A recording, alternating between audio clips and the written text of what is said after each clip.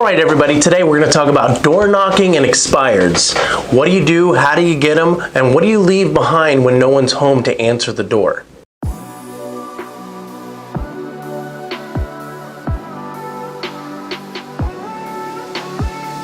So, in order to get listings, you know a lot of agents are on the phone, they're cold calling and calling until they get a seller on the phone that has an expired listing, which means they weren't able to get their home sold, and after about 6 months, it expired and went off the market. So now you're an agent calling on the phone saying, hey, would you give me the opportunity to meet with you? And I think I have what it takes to get it sold. Now, a lot of agents are going this method, which is perfectly fine, and a lot of agents do great and they get a lot of listings from it. But you will have a higher likelihood of getting the listing if you actually make a list of expireds in your zip code or your farm area, and then you actually go and knock on the door and try to have an interaction with them face to face. Now, if they're not home, what do you leave behind? Well, you don't want to leave anything generic behind because they're probably already getting bombarded with not only phone calls, but they're probably getting things in the mail already from other agents. So what I strongly recommend is you take your business card, you put a post-it note on it, and then you put on there, hi, call me about your house, and then you sign your name on it. You put that post-it note on your business card and you put it in their door jamb. Now, what's going to happen is even if the seller comes home and they didn't have an opportunity to talk to you face to face, they will open the door, they'll see your card fall out, and on there is going to read the post-it note, hey, call me about your house, and they might put it aside. But what happens is as they go through the routine in their home, they're going to start thinking, what on earth did that real estate agent have to ask me about my house? I wonder what was that really was about. So chances are they're probably going to pick up the phone and just call you and say, hey, you were here, you left a question about my house. What did you need? Now, the curiosity to find out what you needed, whether you had a buyer or you were interested in, had an investor that was interested in their home, they don't know. But the likelihood of them calling you is going to be much greater just because of the seller's pure curiosity.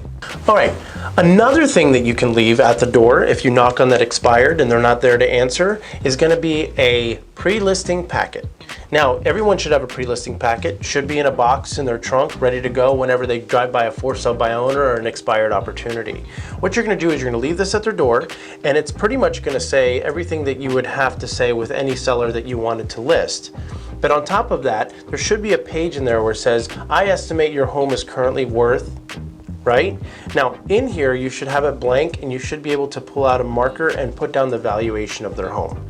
Now, a lot of agents try to use this as a hook, like, hey, text me or call me to find out what your home is worth so I can get it sold in today's market. Just cut to the chase and tell them exactly what their home is worth.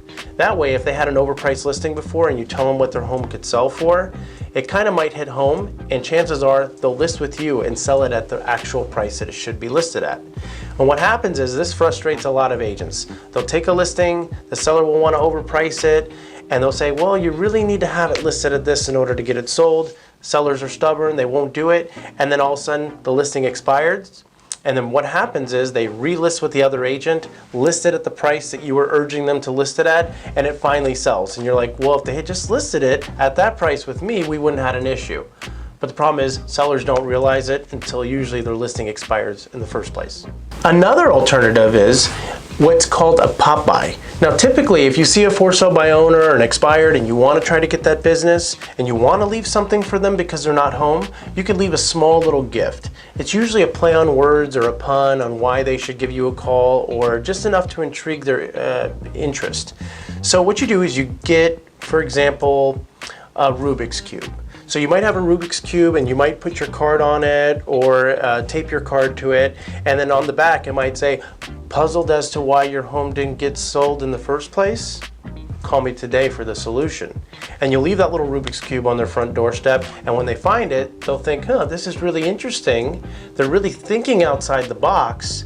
Maybe I need an agent like this to list my home and get it sold. And on top of that, they like the little gift because they'll try to play with it or they'll give it to their kid. But regardless, if you get some branded cubes that have your name or your logo somewhere on there, or once the solution is completed, they'll see your face or your number or your information. It's really cool. It's really thinking outside of the box. And if somebody needs to sell their home and they want somebody that's above average, then they're gonna call you because you've left an impression on them that goes far advanced than what they were expecting. So there you have it. If you like what you had to see here today, please subscribe or follow us by clicking the link below, and we'll see you next time.